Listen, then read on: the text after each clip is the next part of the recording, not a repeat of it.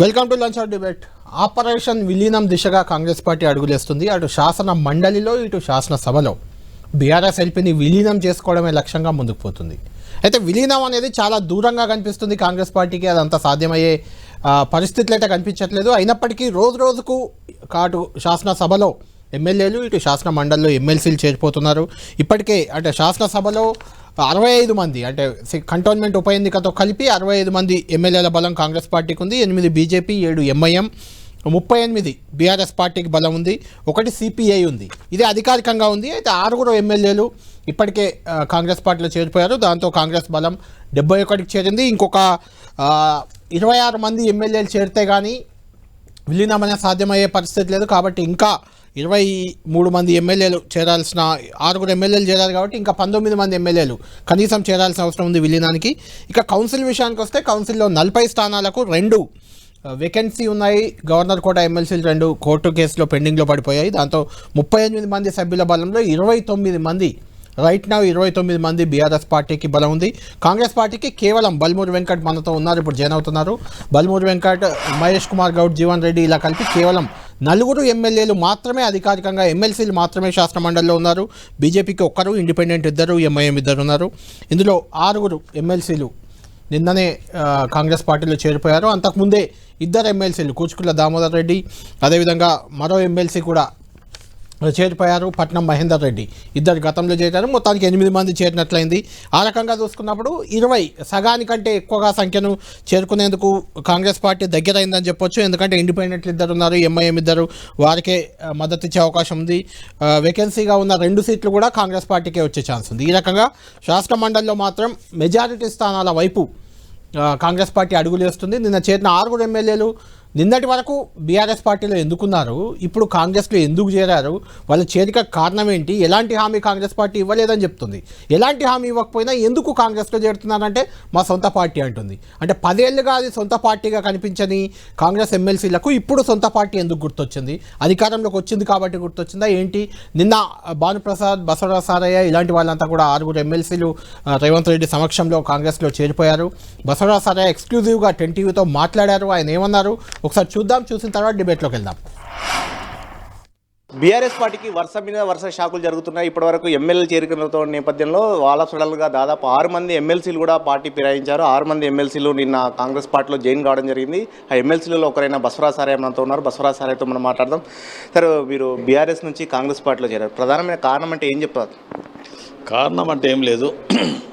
Congress party అంటే నా పుట్టినిల్లు. యువజన కాంగ్రెస్ అంటే 71 నుంచి నేను ఆ కాంగ్రెస్ పార్టీలో పుట్టిపోయిన వ్యక్తిని. నేను సుదీర్ఘమైన కాంగ్రెస్లో నా జీవితం అంతా నడిచింది. ఇప్పుడు మళ్ళీ తిరిగి పోవాలనేది అందరు సహకారం. సుదీర్ఘమైన అవకాశాలు కల్పించింది. జిల్లా అధ్యక్షుడు కానీ మంత్రిగా కూడా అవకాశం ఇచ్చిన పార్టీ అని చెప్తున్నారు. అలాంటి పార్టీని ఎందుకు వీడాల్సి వచ్చింది? ఎందుకు బీఆర్ఎస్లోకి వెళ్ళారు? మళ్ళీ బీఆర్ఎస్లో కూడా ఎమ్మెల్సీ కూడా తెచ్చుకోవాలి. బీఆర్ఎస్ పోవటానికి చాలా కారణాలు ఉన్నాయి. ఒకటి, తెలంగాణ ఉద్యమంలో పెద్దలు కేసీఆర్ గారు మేమంతా కలిసి పనిచేయటం, ఢిల్లీలో జాయింట్గా మేమంతా రిప్రజెంట్ చేయటం, కానీ అందులో అన్ని రాజకీయ పార్టీలు అత్యధికంగా ప్రత్యేక తెలంగాణ రాష్ట్ర సాధనకి అందరం పనిచేసాం. అక్కడ పార్టీలు జెండాలు అవన్నీ పక్క పెట్టి పనిచేసాం. దాంతో కేసీఆర్ గారికి నాకు బాగా క్లోజ్ రిలేషన్ ఉండే. వ్యక్తిగత వారంటే నన్ను లైక్ చేస్తే నేను కూడా వారిని బాగా లైక్ చేసేవాడిని. రిలేషన్ తోటి నా ఎక్కువ పిలిచిండు. దయచేసి నన్ను క్షమించు అని ఎక్కువ చేస్తే పాపం ఆయన పెద్దవారు కేసీఆర్ నన్ను ఏమనలేకుండా తర్వాత నా గవర్నర్ కోటలో ఎమ్మెల్సీ కూడా నన్ను అడిగి. సార్, మీరు ఒక మాట అంటున్నారు, అధికారం కోసమే పార్టీ మారానని ఒక మచ్చ వస్తుందనే కారణంతో కొద్దిగా గ్యాప్ తీసుకుని బీఆర్ఎస్లో అంటారు. కానీ ఇప్పుడు మీరు మళ్ళీ పార్టీ చేంజ్ కావడం కూడా అధికార పార్టీ అంటే కాంగ్రెస్ పార్టీ పుట్టినీళ్ళు లాంటి పార్టీకి వచ్చానంటున్నారు. కానీ మళ్ళీ కాంగ్రెస్ అధికారంలోకి వచ్చాకనే వచ్చారు కదా, దీన్ని ఎట్లా చూడొచ్చు అంట? అధికారం కోసం కాదు నేను వచ్చింది. ఈ పార్టీ నా పార్టీ, నా బ్లడ్, నా ఊపిరి అంతా కాంగ్రెస్. ఇక్కడ అందరు నా కొలీగ్సే. మేమందరం కలిసి పనిచేసిన ఇక్కడ టీం అందరం. ఉత్తమ్ గారు కానీ, కొంట వెంకన్న కానీ, శ్రీధర్ బాబు గారు కానీ, మా తమ్ముడు మన పొన్నం ప్రభాకర్ కానీ, పెద్దలు దామోదర్ రాజనరసింహ కానీ, బట్టి మేమందరం కాంగ్రెస్. రైట్, వాళ్ళందరితో కలిసి పనిచేసిన విషయం బసవరాజ్ సారయ్య గారికి అధికారంలోకి వచ్చాక కాంగ్రెస్ గుర్తొచ్చినట్టుంది. ఇదే అంశంపై చర్చిద్దాం. మనతో పాటు జాయిన్ అవుతున్నారు ఎన్ఎస్ఏ రాష్ట్ర అధ్యక్షుడు ఎమ్మెల్సీ బల్మూరి వెంకట్ గారు. అదేవిధంగా బీఆర్ఎస్ పార్టీ నుంచి ఆ పార్టీ ఎమ్మెల్సీ తాతా మధు గారు కూడా మనకు లైవ్లో అందుబాటులో ఉన్నారు. మధు గారు, ఇప్పుడే విందాం మనం బసవరాజ్ సారయ్య గారు ఇచ్చిన ఎక్స్ప్లెనేషన్ పార్టీ ఎందుకు మారారో చెప్తూ. మీరు 6 ఎమ్మెల్యేలు పోయారు, అంతకుముందే 2 పోయారు, అయినా మీకు బీఆర్ఎస్ పార్టీ ఆనందంగానే కనిపిస్తుంది, ఎందుకో మరి? నేను కళ్యాణ్ గారు అంటే బీఆర్ఎస్ పార్టీకి కొత్త కాదు. అది పుట్టుకతోనే చాలా రకరకాల ప్రాబ్లమ్స్, హర్డిల్స్ అన్ని కూడా ఫేస్ చేసుకుంటూ తెలంగాణ ఉద్యమం స్టార్ట్ అయిన 2000 నుంచి కూడా పార్టీ అనేక ఆటుపోట్లు ఎదుర్కొంది. అనేక మంది వెళ్ళిపోయారు, అనేక మంది ఎన్నిపోట్లు పొడిచారు, అనేక మంది పోయారు. కానీ బీఆర్ఎస్ పార్టీ ఎదుగుదలని ఎవరు ఆపలేకపోయారు. రాజశేఖర రెడ్డి గారు కూడా ఒక ప్రయత్నం చేశారు. ఇవన్నీ హిస్టరీ చాలా ఉంది, ఎందుకంటే అది పోతే టైం సరిపోదు కూడా. ఎంతమంది ఈ పార్టీ నుంచి వెళ్ళిపోయినారు. అయినా బీఆర్ఎస్ పార్టీ 2 సార్లు ఈ రాష్ట్ర ప్రజలు ఆశీర్వదిస్తే కేసీఆర్ గారు ముఖ్యమంత్రి అయ్యారు. 2 సార్లు పరిపాలన అందించాం. బసవరాజ్ సారయ్య గారు మిత్రులే, నేను కాదంటలేదు. ఆయన ఏమంటున్నాడు, నా రక్తం కాంగ్రెస్ అంటాడు. రక్తం కాంగ్రెస్ గాంధీ ఎవరిది? ఇప్పుడు ఉంది కాంగ్రెస్ ఆర్ కమ్యూనిస్టు? ఎందుకంటే చంద్రబాబు నాయుడు గారు కాంగ్రెసే, కేసీఆర్ గారు కూడా కాంగ్రెసే. బిగినింగ్ లో అందరూ కాంగ్రెస్ పార్టీయే. కాంగ్రెస్ ఆ రోజు కాంగ్రెస్ పార్టీ కాబట్టి మేము పోతాను. కేశవరావు గారు కూడా అన్నాడు, నేను చచ్చిపోయేటప్పుడు కాంగ్రెస్ కండవు చచ్చి కప్పుకొని పోవాలని నా ఆలోచన నాకు. అలాంటి వాడు మరి రాజ్యసభ తీసుకోవద్దు కదా. కాంగ్రెస్ పార్టీకి మా బల్మూరి వెంకట్ మా సోదరులాగానే కష్టపడి కొట్లాడి చేసి ఆయన ఉండి అధికారం తీసుకొస్తే నిజంగానే ఆయన మాట అన్న ప్రకారం కాంగ్రెస్ పార్టీని అధికారం తీసుకురావడం కోసం ఒక సైనికుడిలాగా నిలబడ్డాడు అనుకోవచ్చు. అవకాశం వచ్చింది. ఇవాళ నేను ఏమంటున్నా, నా క్వశ్చన్ ఒకటే, సింపుల్ క్వశ్చన్. ఇవాళ బీఆర్ఎస్ పార్టీ అధికారంలోకి వస్తే, కేసీఆర్ గారు ముఖ్యమంత్రిగా ఉంటే, ఈ రోజు పార్టీ ఫిరాయించిన వాళ్ళందరూ కూడా కాంగ్రెస్ పార్టీ వైపు కన్నెత్తి చూసేవాళ్ళ? దానికి ఆన్సర్ చెప్పమనండి. ఏమొద్దు, అవసరం లేదు. ఎందుకంటే సింపుల్ ఇది. మేము మాకు కాంగ్రెస్ పార్టీ ఇష్టం, లేకపోతే మా తెలుగుదేశం పార్టీ ఇష్టం, లేకపోతే మాకు ఇంకో పార్టీ ఇష్టం కాదు. ఇక్కడ ఇష్టం అనేది ఏంటంటే పదవి ఇష్టం, పవర్ ఇష్టం, ఇవి ఇష్టాలు. అందుకోసం ఏంటంటే నేను ఒకటే సింపుల్ క్వశ్చన్, ఇవాళ కాంగ్రెస్ కాదు బీఆర్ఎస్ అధికారంలోకి వచ్చింది అనుకుందాం, వీళ్ళందరూ పోయేవాళ్ళ? ఏ ఒక్కరన్నా ఒక్కరు కూడా మినహాయింపు లేదు. అందుకోసం ఏంటంటే రాజకీయాలు మారినాయి, పరిస్థితులు మారినాయి, అధికారం ఎక్కడ ఉంటే అక్కడ. అంటే నాకు ఒకటి ఇంట్రెస్టింగ్ ఫ్యాక్టర్, అక్కడక్కడ కొంతమంది ఎమ్మెల్సీలు ఇట్లా పార్టీ మారిన ఎమ్మెల్యేలు వాళ్ళు వీళ్ళు చెప్తున్నారు, మేము కేటీఆర్కి చెప్పి వెళ్ళామంటున్నారు. ఏంటి ఆ లాజిక్ అర్థం కావట్లేదు నాకు. మరి ఎక్కడ చెప్పి చెవులు చెప్పి అని చెప్పిపోయారు, నాకైతే తెలియదు ఆ విషయం. కేటీఆర్ గారికి మీ దృష్టికి వచ్చిందా? నాకు కూడా ఈ రోజు ఉదయం చెప్తున్నారు, భాను ప్రసాద్ గారు వెళ్ళిపోయేటప్పుడు కేటీఆర్ గారికి చెప్పి వెళ్ళిపోయాను, నాకు ఏదో కొద్దిగా ప్రాబ్లం ఉంది, నేనేదో ఇథనాల్ ఫ్యాక్టరీ పెట్టుకుంటున్నా, నాకు 12 కోట్ల ఫైన్ వేశారు, కాబట్టి నాకు ఇబ్బందులు ఉన్నాయని చెప్పిపోయినా. ఇంతకుముందు ఎవరో మిత్రుడు ద్వారా తెలిసింది నాకు పూర్తి సమాచారం తెలియదు. నేనేనంటే రాజకీయం వేరు, వ్యాపారం వేరు అండి. వ్యాపారం కోసం రాజకీయం చేస్తే వాడికి ఎప్పటికీ ఇదే తంతు నడుస్తూనే ఉంటది. రాజకీయము అనేటువంటిది అంటే బేసిక్ గా ఏంటంటే ప్రజలకు సర్వీస్ చేయాలని ఒక మోటోతో వచ్చినటువంటి వాళ్ళు రాజకీయాలు కష్టాలైనా నష్టాలు నిలబడ్డారు. ఇప్పుడు మొన్న కాంగ్రెస్ పార్టీ 10 సంవత్సరాల పాటు అధికారం లేరు, అయినా కానీ ఇప్పుడు మా కాల్లో ఉన్నటువంటి మా సోదరుడు బల్మూర్ లాంటి వాళ్ళు చాలా మంది ఫైట్ చేశారు, ఏది నిలబడ్డారు, పోలీస్ కేసులు ఎదుర్కొన్నారు, అన్ని చేసినారు, ఉన్నారు. మధ్యలో వచ్చి దూరినోళ్ళు కూడా చాలా మంది ఉన్నారు. మహేష్ కుమార్ గౌడ్ మేము ఉన్నప్పటి దగ్గర నుంచి ఉన్నాడు, ఆయన కూడా ఎన్ఎస్యూ అధ్యక్షుడు ఉన్నాడు, చేసిండు, పార్టీని పట్టుకొని అట్లే ఉన్నారు, పోలే. కానీ పార్టీ పదవి పవర్ లోకి వచ్చినాక దూకిన వాళ్ళు చాలా మంది ఉన్నారు. అట్లాగే బీఆర్ఎస్ లో కూడా దూకారు, బీజేపీలో దూకారు, రకరకాల అంటే దూకడానికి ఆదిలే మీరులేండి, అది మీరు మొదలు పెట్టిందే, ఇప్పుడు మీకు వచ్చింది అది. ఒక నిమిషం వెంకట గారితో మాట్లాడి మళ్ళీ మీ దగ్గర. మేమొక్కటి కాదు కళ్యాణ్ గారు, స్టార్టెడ్ ఇన్ 1957 నుంచి స్టార్ట్ అయింది, అది ఒక పెద్ద హిస్టరీ. కానీ 10 ఏళ్లలో దగ్గర 60 మంది. మీరేమంటారంటే కాదు గొంగట్లో భోజనం చేసుకుంటా మనం ఇదే గొంగళి ఎందుకు లేనట్టు చేయొద్దు. ఎందుకనంటే ఎప్పుడు స్టార్ట్ అయింది చూసుకుంటే 57 నుంచి మొదలైతేనే కదా 85 రాజీవ్ గాంధీ గారి టైంలో ఈ యొక్క యాంటీ డిఫెక్షన్ బిల్ వచ్చింది. దానికి మళ్ళీ ఒక అమెండ్మెంట్ చేశారు, మళ్ళీ 2003లో ఒక అమెండ్మెంట్ చేశారు, అయినా ఆగట్లేదు. దాంట్లో కూడా లూప్ హోల్స్ ఉన్నాయి, రకరకాల ఫ్యాక్టర్స్ ఉన్నాయి, ఎవరికి కన్వీనియంట్ వాళ్ళు చూసుకుంటారు. అంతేగాని ఇక్కడ ఇట్స్ నాట్ ఏ పార్టీ ఇది. ఎందుకంటే ఏ పార్టీ అని అతీతం కాదు, ఇదే ఎథికల్ ఇష్యూ ఇది. కాబట్టి రాజ్యాంగం మారాల్సిన అవసరం. వెంకట్ గారు, అంటే రాహుల్ గాంధీ గారు స్వయంగా చెప్పిన మాట, పార్టీ మారితే ఎవరైనా ఎమ్మెల్యే కానీ ఎమ్మెల్సీ కానీ ఇమ్మీడియట్ అనర్హత వేటు వేయాలి. అది పాంచ్ న్యాయంలో ఉందని మీ ఎమ్మెల్సీ జీవన్ రెడ్డి గారు మొన్న మాతో కూడా మీడియాతో మాట్లాడుతూ కూడా అన్నారు. అంటే రాహుల్ గాంధీ మాటలు కోట్ చేసి ఎందుకు తీసుకుంటున్నారు మీరు అనేది ఒక పాయింట్. రెండోది అసలు మీ ఇంటెన్షన్ ఏంది? ఎమ్మెల్సీలని ఎమ్మెల్యేలని తీసుకోవడం వల్ల అంటే బీఆర్ఎస్ పార్టీని భూస్థాపితం చేయాలా, ఎల్పీల విలీనం చేయాలా, అసలు ఏం చేయాలనుకొని మీరు వీటిని ప్రోత్సహిస్తున్నారు? గాంధీ భవన్లో ఇప్పుడు రైట్ నౌ గద్వాల వాళ్ళు వచ్చి గొడవ చేస్తున్నారు, అతన్ని తీసుకోవద్దు, మేము ఇన్ని రోజులు అతనిపై పోరాడాము, కృష్ణమోహన్ రెడ్డి బీఆర్ఎస్ నుంచి వస్తున్నాడని. అంటే ఏంటి ఇంత మీ పార్టీలో ఇట్లా జరుగుతుందా ఎందుకు అనేది ఒక ప్రశ్న. రెండోది, నిన్న కేశవరావు గారు మీ రాజ్యసభ సభ్యుడు రాజీనామా చేశారు. చాలా అది నిజంగా హుందాగా చేశారు. రాజ్యసభకు రాజీనామా చేసి మరి కాంగ్రెస్ మీద ప్రేమతో కాంగ్రెస్లో చేరిపోయారు. గుడ్. అది రాజ్యసభ నాకు తెలిసి గతంలో చాలామంది చేరారు కానీ అది పార్టీ ఇచ్చిన పదవి ఉంచుకున్నారు. డిఎస్ కూడా రాజీనామా చేయలేదు, సుజనా చౌదరి, సీఎం రమేష్ ఎవరు చేయలేదు, దాన్ని ఎవరు అడగలేదు కూడా. ఎందుకంటే అది ప్రజలు ఎన్నుకున్నది కాదు, పార్టీ గుర్తుపై వచ్చింది కాదు, పార్టీ నామినేట్ చేసింది అంతే. కానీ పార్టీ గుర్తుపై కార్యకర్తలు నాయకులు గెలిపించి బయటకు వచ్చిన వాళ్ళతో రాజీనామాలు చేయించారు. కేకేతో చేపిస్తారు. ఆయన కూతురు అక్కడే ఉంటుంది, మేయర్గా కార్పొరేటర్గా బీఆర్ఎస్ పార్టీపై గెలిచింది, ఆమె అక్కడే ఉంటుంది, ఆమెను చేపియరు. దీన్ని ఎలా సమర్థించుకుంటారు వెంకట్ గారు? ఎలా సమర్థించుకుంటారు ఈ విషయాన్ని? కళ్యాణ్ చాలా స్పష్టంగా మేము అధికారంలోకి వచ్చిన మొదట్లో మా ముఖ్యమంత్రి గారు కానీ సంబంధించిన మా మంత్రులు మేమందరం మాట్లాడినప్పుడు మేమంతా కూడా పరిపాలన పైన దృష్టి పెడితే ప్రజాస్వామ్యబద్ధంగా 64 సీట్లు మా మిత్రపక్షం ఒకటి, 65 సీట్లతో మేము గెలిచిన మొట్టమొదటి రోజుకెళ్ళి 20 రోజులకెళ్ళే కాంగ్రెస్ ప్రభుత్వం కూలిపోతుంది, కూలగొట్టేస్తామని చెప్పి బీఆర్ఎస్ పార్టీ వాళ్ళు మాట్లాడతారు. దాంతోపాటు బీజేపీ పార్టీలో లక్ష్మణ్ గారు మాట్లాడతారు. ఒకవైపు మేము పరిపాలనపైన దృష్టి పెడుతుంటే అసెంబ్లీలో బిల్లు పాస్ కానివ్వకుండా, మండలిలో మేము బిల్లు పాస్ కానివ్వము, మండలిలో మాకు సంఖ్యాబలం లేదని చెప్పి బిల్లు పాస్ కానివ్వము, కూలగొట్టేస్తాము, కూలిపోతుంది, ప్రభుత్వం 2 నెలలు ఉండదు, 6 నెలలు ఉండదు అని చెప్పి ప్రజాస్వామ్యబద్ధంగా గెలిచిన ఒక ప్రభుత్వాన్ని వీలి రకంగా మాట్లాడుతుంటే దాన్ని తట్టుకోలేక ఆ పార్టీలో ఉన్న కొంతమంది వ్యక్తులు, ఇదే దానం నాగేందర్ గారు TV9 ఓ ఛానల్ తోటి కోట్ చేశారు. ఏంటంటే ఎలక్షన్స్ తర్వాత మనం బీజేపీ పార్టీ ఒకటైతామని చెప్పని కేటీఆర్ గారు మాట్లాడిన మాటలు కోట్ చేశారు.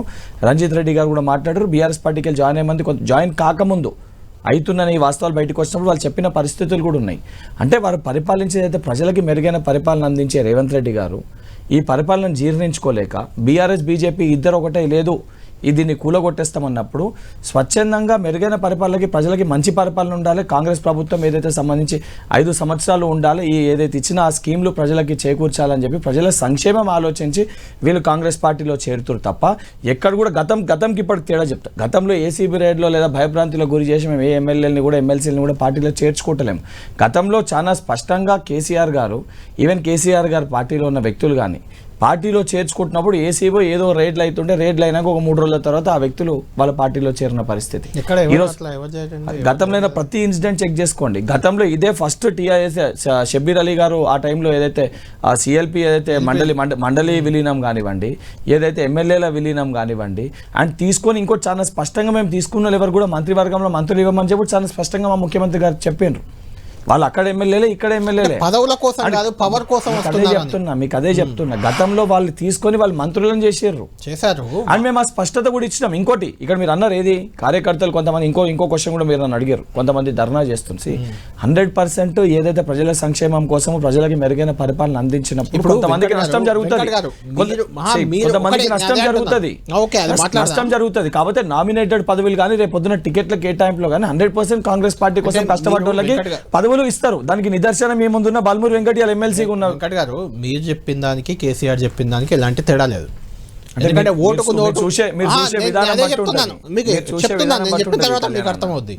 ఓటుకు నోటు వ్యవహారంలో నా ప్రభుత్వాన్ని కూల్చేందుకు ప్రయత్నం చేశారు, అందుకోసమే ఎమ్మెల్యేలను నేను చేర్చుకుంటున్నానని చెప్పి మరీ చేర్చుకున్నాను. ఎక్కడ కూడా బీఆర్ఎస్ ప్రభుత్వం 2014 అయినాక ఈ ప్రభుత్వం 3 నెలల్లో కూలిపోతుంది, 4 నెలల్లో కూలిపోతుంది అని చెప్పి 3 నెలల్లో కూలిపోతుంది, 4 నెలల్లో కూలిపోతుందని ఎవరైనా మాట్లాడిన క్లిప్ ఉంటే చూపించండి. మధుగారు మీరు కూల్చేస్తామన్నారు కాబట్టి కూలిపోకుండా కాపాడుకునేందుకే ఈ చేరికలు అనేది వెంకట్ గారు కూలిపోవద్దని వాళ్ళ పార్టీ వాళ్ళు వచ్చి చేరుతారు. వాళ్ళే కూలొద్దు కాంగ్రెస్ ప్రభుత్వమే ఉండాలని మీ పార్టీ నుంచి ఎమ్మెల్యేలు వచ్చి ఎమ్మెల్సీలు వచ్చి చేరిపోతున్నారు అనేది వెంకట్ గారు చెప్తున్న మాట. ఒకటి లక్ష్మణ్ గారు అంటే బీజేపీ వాళ్ళు మాత్రం రావట్లేదు, మీ పార్టీ వాళ్ళు ఎందుకు పోతున్నారు? ఒకటి కళ్యాణ్ గారు సరే ఎవరిని డిఫెండ్ చేసుకోవడానికి వాళ్ళు మాట్లాడతారు. ఇప్పుడు మా వెంకట్ గారు ఏమంటున్నాడు, కాంగ్రెస్ పార్టీ కూలిపోవద్దు, కాంగ్రెస్ పార్టీ ఉంటేనే ఈ రాష్ట్రానికి న్యాయం జరుగుద్దని బీఆర్ఎస్ లో ఉన్న ఎమ్మెల్యేలు ఎమ్మెల్సీలు ఆలోచించుకొని కాంగ్రెస్ పార్టీలో చేరుతున్నారు. అంత పెద్ద మనసుతోని వాళ్ళు అల్లకపోతారు. రేవంత్ రెడ్డి గారి గవర్నమెంట్ ఉండాలి, ఉంటేనే తెలంగాణ శ్రీరామరక్ష అవుద్దని చెప్పి వాళ్ళు పోతున్నారు. నేనేమంటున్నానంటే ఇర్రెస్పెక్టివ్ ఆఫ్ పార్టీస్, ఎవడు పార్టీ మారినా ఒకటే 3 ప్రిన్సిపల్స్. 1 పవర్, 2 మనీ, 3 వాళ్ళకి కావాల్సినటువంటి ఈ యొక్క ఫైనాన్షియల్ ప్రయోజనాలు. ఈ మూడు తప్ప నేను స్వచ్ఛందంగా ఈ రాష్ట్ర అభివృద్ధి కోసం చేరుతానని చెప్పడం అనేది ఒక బూటకం. ఎందుకంటే మనం అందరికి అది నేను చెప్తున్నాను. ఎందుకంటే బీయింగ్ ఏ ఎడ్యుకేటర్ గా నేను ఆత్మ చంపుకొని మాట్లాడలేవునండి. ఎందుకు అనంటే అది బీజేపీ చేయని, ఇంకో పార్టీ చేయని, ఎవరు చేయని అండి, ఎవడు కూడా ఇలా స్వచ్ఛందంగా ఈ పార్టీ నుంచి వదిలిపెట్టి ఆ పార్టీ బ్రతకాలి, ఆ పార్టీ గవర్నమెంట్ ఉండాలి, ఆ పార్టీ గవర్నమెంట్ ఉంటేనే ఈ రాష్ట్రానికి రక్ష అని చెప్పిపోయిన తక్కువ. వెరీ రేర్ ఇన్సిడెంట్స్ అండి. 99% ఏదో ఒక ప్రయోజనం ఆశించి పోకుండా ఎవడు ఏ పార్టీ మారడు. మారుతారా చెప్పమనండి ఎక్కడైనా, ఏ పార్టీ అయినా కానివ్వండి, ఎవరైనా కానివ్వండి. వినండి, ఒకటి ఇది బల్మూరి గారు కాంగ్రెస్ పార్టీలో ఉన్నారు, కానీ రేవంత్ రెడ్డి గారు ఆ రోజు కాంగ్రెస్ పార్టీలో లేరు, వారు తెలుగుదేశం పార్టీలో ఉన్నారు. It's a open fact. ఆ రోజు డబ్బులు తీసుకొని వెళ్ళిన మాట వాస్తవం, తీసుకున్న మాట నాట్ ఓన్లీ రేవంత్ రెడ్డి గారు ఒక్కరు కాదండి, ఆ రోజు చాలా మంది డబ్బులు తీసుకున్నారు నాకు తెలుసు. ఎందుకంటే ఆ రోజు ఎమ్మెల్యేలుగా ఉన్నటువంటి వాళ్ళే డబ్బులు తీసుకున్న వాళ్ళు చాలా మంది తర్వాత రిటర్న్ ఇచ్చారు, కొంతమంది రిటర్న్ ఇవ్వలేదు. ఇవన్నీ జరిగినాయి, జరగవని కాదు. ఎందుకు అని అంటాను అంటే మనము చదువుకున్న వాళ్ళుగా మాట్లాడాల్సింది. ఎందుకంటే మారాలి, వ్యవస్థ మారాలి. ఏ పార్టీ తరఫున గెలిచిన వాడు ఆ పార్టీలో ఉండాలి. ఎందుకంటే కష్టపడి పనిచేసి, అది బీఆర్ఎస్ఆ కాంగ్రెసా కాదు, కష్టపడేవాడు ఒకడు, మళ్ళా అధికారం రాగానే వచ్చి అనుభవించేవాడు ఇంకొకడు. వాడు రాగానే ఇళ్ళకు మారటం, ఏడేదో ఒక పదవి తీసుకోవడం, వాడు మంత్రి కావటం, లేకపోతే ఇంకోటి కావటం, ఇంకోటి చేయటం, ఎన్నంటే ఏంటంటే ఆ పార్టీలో నిజంగా పనిచేసే కార్యకర్తకి విలువ లేకుండా పోతుంది. అందుకోసం అది బీజేపీలో సేమ్ ప్రాబ్లం ఉంది, బీఆర్ఎస్ లో ఉంది, కాంగ్రెస్ లో ఉంది, అన్ని పార్టీల్లో ఉంది ఈ ఇష్యూ. నేను ఏ పార్టీలో ఒక పార్టీ అని గురించి చెప్పట్లేదు. ఓపెన్ గా మధుగారు ఇక్కడ ఇప్పుడు నా ముందు ఎమ్మెల్సీల జాబితా ఉంది. ఇప్పుడు చేరిపోయిన ఎమ్మెల్సీలు కూడా 6 ఈరోజు ఉన్నారు. అందులో ఒక్కరిద్దరు మినహా మిగిలిన వాళ్ళంతా కూడా మీరు పార్టీలో కొత్తగా చేర్చుకొని పదవులు ఇచ్చిన వాళ్ళే. అంటే 2001 నుంచి జెండా మోసిన వాళ్ళని పక్కన పెట్టి మీరెవరిలో నెత్తిలెక్కించుకున్నప్పుడు వాళ్ళు మీ పార్టీని వదిలిపోతున్నారు. వాళ్ళని ఆపుకునే ప్రయత్నం ఏమైనా చేస్తున్నారా, లేకుంటే విలీనానికి రెడీ అయిపోయారా? మీరు కూడా శాసన మండలిలో విలీనం, శాసనసభలో బీఆర్ఎస్ విలీనం, బీఆర్ఎస్ ఎల్పీ విలీనం మీరు చేసిందే గతంలో. కాంగ్రెస్ ఎల్పీ, టీడీపీ ఎల్పీ, వీటన్నిటి ఎల్పీలు విలీనం చేసుకున్నారు. ఇప్పుడు అదే రకంగా మీ ఎల్పీలు కూడా శాసనసభ, శాసన మండలి ఎల్పీలు విలీనం కాబోతున్నాయా, అవుతాయా? కళ్యాణ్ గారు మీకు ఒక క్వశ్చన్, అసలు అంటే ఒక బీఆర్ఎస్ పార్టీయే పార్టీ ఫిరాయింపుల్ని ప్రోత్సహించిందా, ఒక బీఆర్ఎస్ పార్టీయే ఎమ్మెల్యేలు చేర్చుకుందా, ఒక బీఆర్ఎస్ పార్టీ ఎంపీలు చేర్చుకుందా? హిస్టరీ మొత్తం తీయండి, తీస్తే ఎవరు దీనికి మినహాయింపు కాదు. ఇది కాదు. ఎందుకు అసలు యాంటీ డిఫెక్షన్ బిల్ ఎందుకు వచ్చిందండి? యాంటీ డిఫెక్షన్ బిల్లు బీఆర్ఎస్ పుట్టక ముందు వచ్చింది. యాంటీ డిఫెక్షన్ బిల్లు ఎందుకంటే ఆయారాములు గాయారాములు వచ్చేది. మీకు హిస్టరీ ఒక్కసారి మీరు చూసుకోండి. 67 నుంచి 71 వరకు 4,000 మంది పార్టీలు మారారు. 50% పార్టీలు మారారు. ఎమ్మెల్యేలు కానీ, ఎమ్మెల్సీలు కానీ, ఎంపీలు కానీ. మీకు ఏది తీసుకున్నా అంతే ఉంది. ఈవెన్ మొరార్జీ దేశాయ్ టైంలో 78 మంది ఎంపీలు పార్టీ చాలా మంది పార్టీలు మారారు, పార్టీ ఫిరాయింపులు జరిగాయి. ఇప్పుడు కూడా ఆ ఫిరాయింపులను మీరు పెద్దగా పట్టించుకోవట్లేదా? కాంగ్రెస్ చేసింది తప్పు కాదంటారా? అయితే ఏమంటే కాంగ్రెస్ పార్టీ గురించి చేసిన తప్పు, కాంగ్రెస్ పార్టీ ఏం చెప్పిందంటే మేము బీఆర్ఎస్ పార్టీకి భిన్నం, బీజేపీ పార్టీకి భిన్నం అని చెప్పి పాంచన్యాయ చెప్పారు. మీరే ఇప్పుడు అన్నారు, జీవన్ రెడ్డి గారు క్వశ్చన్ చేశారు. మా స్పీకర్ ఆయన పాపం గడ్డం మా ప్రసాద్ గారు అన్న కూడా అన్నాడు నేను దీనికి వ్యతిరేకం అని. ఆయన కూడా ఓపెన్ స్టేట్మెంట్ ఇచ్చిండు. నేనేమంటే మా వెంకట తమ్ముడు ఏం చెప్తున్నారు, మా బ్రదరు, కాదు బీఆర్ఎస్ వాళ్ళు మమ్మల్ని బీజేపీ వాళ్ళు కలిసి కుట్ర చేసి కూలగొడదాం అనుకుంటున్నారు కాబట్టి మా పాంచన్యాయం మేము పక్కకు పెట్టేసినాం. ఇప్పుడు మేము అందరం పాంచన్యాయాన్ని ఇంప్లిమెంట్ చేస్తుంటే మీరు కుట్ర పన్నుతో ప్రయత్నం కాబట్టి చేర్చుకుంటున్నాం అంటున్నారు. ఓకే మధు గారు ఒక్క నిమిషం, వెంకట్ గారు మీతో మాట్లాడుతాను. కేకే చేసిన రాజీనామా మిగిలిన వాళ్ళు ఎందుకు చేయరు?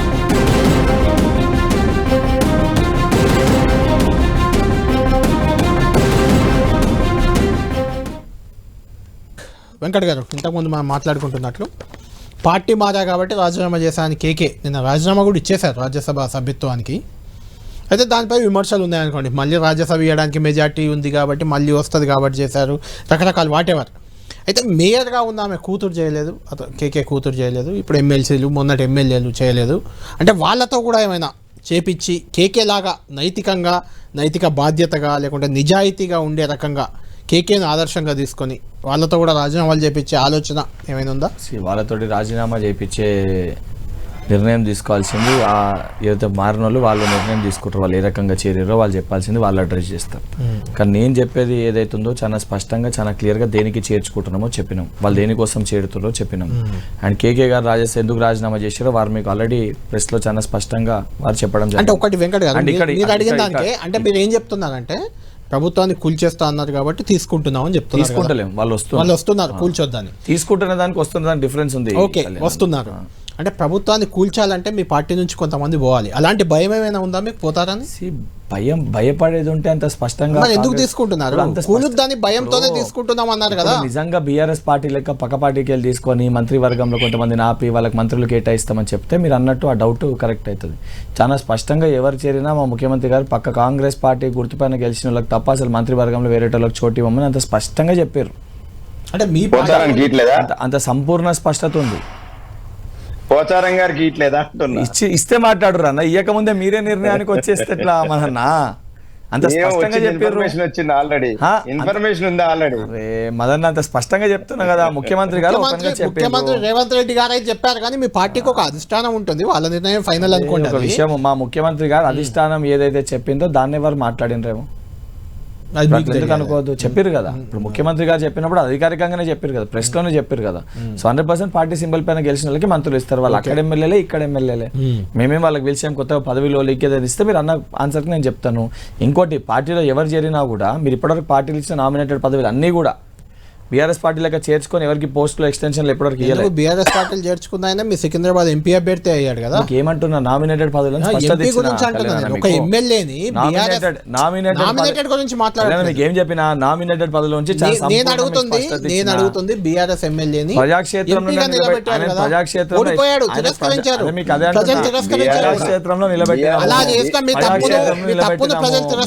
అదే చెప్తున్నా, ప్రజాక్షేత్రంలో నిలబెట్టినాము. అదే దానం నాగేందర్ గారు రాకముందు చేరినా కూడా తర్వాత బీఆర్ఎస్ గుర్తుపైన వారిని గెలిపించారు. తర్వాత వారు ఎందుకు చేరినరో కూడా చెప్పినరు. కేటీఆర్ గారు ఏం మాట్లాడినరో కూడా చెప్పినరు వారు. అంటే దానిపైన ఇప్పటివరకు కేటీఆర్ గారు స్పందించలేదు. ఆయన మాట్లాడలేదా? స్పందించలేదు. దానం నాగేందర్ వారి బిడ్డ సాక్షిగా చెప్తున్నా అని చెప్పి మాట్లాడినరు. మరి కేటీఆర్ దానిపైన స్పష్టత ఇవ్వలేదు. మధుగారు అంటే బీజేపీ వైపు వెళ్ళాలనే ఒక ఆలోచన బీఆర్ఎస్ చేస్తుంది కాబట్టే నేను కాంగ్రెస్ లోకి వెళ్ళానని దానం నాగేందర్ ఓపెన్ గా చెప్పారు. అలాంటి చర్చ మీ పార్టీలో అంతర్గతంగా ఏమైనా ఉందా? బీజేపీ వైపు ఏమైనా మీ అధిష్టానం చూస్తుందా? బీఆర్ఎస్ పార్టీ అటు బీజేపీతో ఉంటేనే బతికి బట్ట కడతామనే ఆలోచనలు ఏమైనా ఉందా?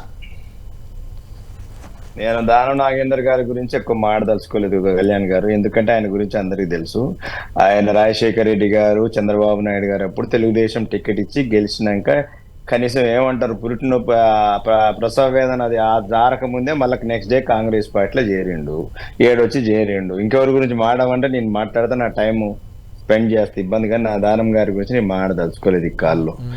రెండు, ఇప్పుడు వెంకట్ గారు ఏమంటున్నాడంటే మేము పాంచినాయి పక్కకు పెట్టేసేసి మా గవర్నమెంట్ మదన్న నువ్వు పక్కకి పెట్టేసి కాదు, మేము దాని మీద దృష్టి పెడితే మీరు దాన్ని పక్కదో పట్టించే ప్రయత్నం చేస్తున్నారని చెప్తున్నాం.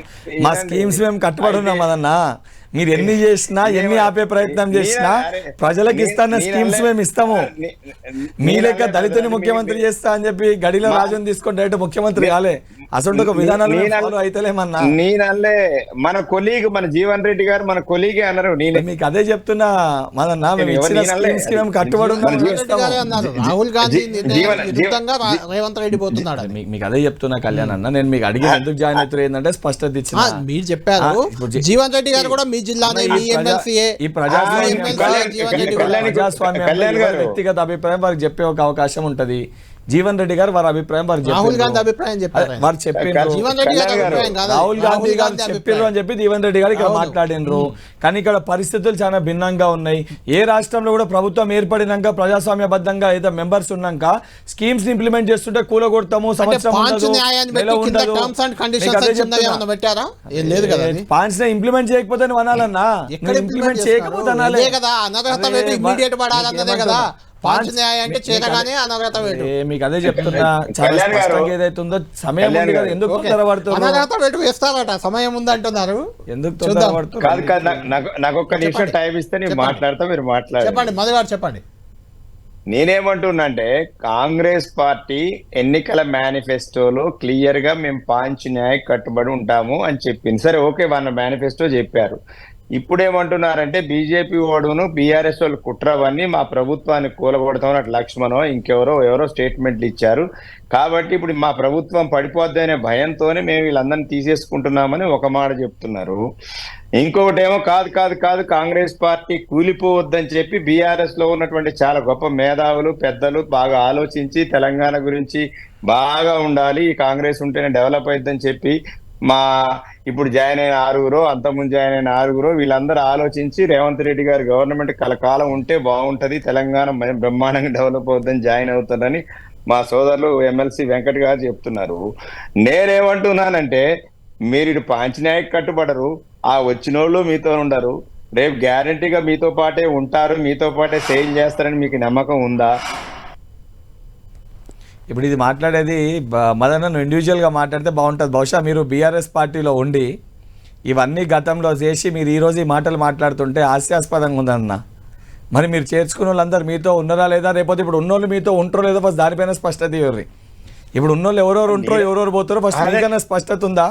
ఆ కుటుంబం తప్ప రేపు పొద్దున మాట్లాడే మీరన్న అందులో ఉంటారనే గ్యారంటీ ఉందా అన్న లాస్ట్ దాకా? ఎందుకంటే ఇదే భానుప్రసాదరావు గారితో నేను లాస్ట్ టైం అడిగినప్పుడు వారి వైఖరి వేరే ఉండే. మధు గారు వాస్తవానికి భానుప్రసాద్ రావే గతంలో శాసన మండలిలో ఎల్పీని విలీనం చేశారు. కాంగ్రెస్ పార్టీ ఎల్పీని విలీనం చేసిందే భానుప్రసాద్ నాయకత్వంలో. ఇప్పుడు కూడా మళ్ళీ మీ ఎల్పీ కూడా విలీనం కాబోతుంది ఆయన నాయకత్వంలోనే. దేనికోసం పోతాడు భానుప్రసాద్? అప్పుడు ఎందుకోసం వచ్చాడు మీ దగ్గరికి? అదే అంటున్నానండి, దేనికోసం వచ్చే పవర్ అంతే.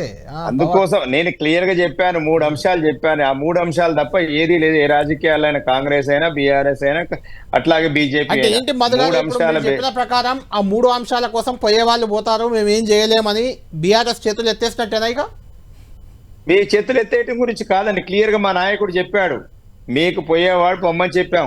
అవసరం లేదు, మీకు నిజంగానే ఈ పార్టీ మీద నమ్మకం లేదు, విశ్వాసం లేదనుకుంటే మీరు పోవాలి, మీకు పదవి కావాలనుకుంటే పోండి అని చెప్పాడు, అంతే చెప్పాడు. దానికి ఏముంది? మీరు బొమ్మను ఇప్పుడు వాళ్ళు పోయేది ఇక్కడ ఏదో ఉద్ధరించడానికి పోవట్లే. మా బల్మూరు వెంకటకి వారు ఎన్ఎస్యూ నుంచి కొట్లాడారు, కాంగ్రెస్ పార్టీ కోసం కొట్లాడారు, కాంగ్రెస్ అధికారం రావటం కోసం ఒక పాత్ర పోషించారు. మరి ఈ నాయకులంతా పోయి అక్కడ ఏ పాత్ర పోషిస్తారు? వీరంతా పోయి కాంగ్రెస్ పార్టీని అభివృద్ధి చేసి ఇంకా దీన్ని బ్రహ్మాండంగా చేయటం కోసం చేస్తారా? రైట్. ఏ అవకాశం లేకుండా ఇప్పుడు ఈ నాయకులు అందరినీ తీసుకుంటున్నారు కదా, అంటే మీ టార్గెట్ ఇన్ జనరల్గా టార్గెట్ ఏంటి? శాసన మండలి విలీనం, శాసనసభలో ఎల్పీ విలీనం అవుతుందా? అంత సంఖ్యాబలం అంత వస్తుందా? ఒకటి ఆలోచన ఉందా? వస్తారా రారా? రాకపోతే అనర్హత వేటు వేయాల్సి వస్తుంది. రాకపోతే దానికి ఎందుకు ప్రొసీజర్ ఉంది కదా, అందుకే రప్పించే ప్రయత్నం చేస్తున్నారా? సిస్టమ్ ప్రకారం సిస్టమ్ అవుతుంది. మీకు అదే చెప్తున్నా, ఎవరిని చేర్చుకునే ప్రయత్నం మేము చేస్తలేము, వాళ్ళే వస్తున్నారు. వాళ్ళే వస్తారు. వెంకట్ గారు ఎమ్మెల్సీగా ఉండాలి, లేకుంటే మంత్రిగా ఉండాలి, ముఖ్యమంత్రిగా ఉండాలి. మీరు ఈరోజు మాట్లాడుతుంది ఏదైతే మాట్లాడుతున్నారో గతంలో వాళ్ళు దేనికోసం పోయినరో మదననే చెప్పిండు. బంగారు తెలంగాణ వాళ్ళకే స్పష్టత ఉంది. ఇంతకుముందు పాపం మా రాజయ్య గారు మాట్లాడుతూ కూడా ఏమన్నారు, సారయ్య గారు మాట్లాడుతూ కూడా ఏం చెప్పారు చాలా స్పష్టంగా, ఏదైతే సంబంధించి కేసీఆర్ గారితో తెలంగాణ ఏదో ఆయన కూడా ఏంటంటే కలిసి ఉన్నారు, బీఆర్ఎస్ పార్టీ వచ్చింది తెలంగాణ కోసం నిజంగానే ఏదైతే కొన్ని రోజుల కన్నా దళితుని ముఖ్యమంత్రి చేస్తాడేమో, లేదా కేజీడీపీ చూస్తావు ఇదా చెప్పిన స్కీమ్స్ అన్ని ఇంప్లిమెంట్ చేస్తాడు, తెలంగాణ సంక్షేమ పదంలో ముందుకు పోతుందని చెప్పి భావించి అందులో చేరిండు. 10 ఏళ్లలో వాళ్ళ కుటుంబం తప్ప ఏది ముందుకు పోలేదని చెప్పి పాపం వారు ఆలస్యంగా కాంగ్రెస్ పార్టీ అధికారంలోకి రాకపోయినా వాళ్ళు వచ్చే వాళ్ళ కాంగ్రెస్ పార్టీ అధికారంలో రాకపోయినా సారయ్య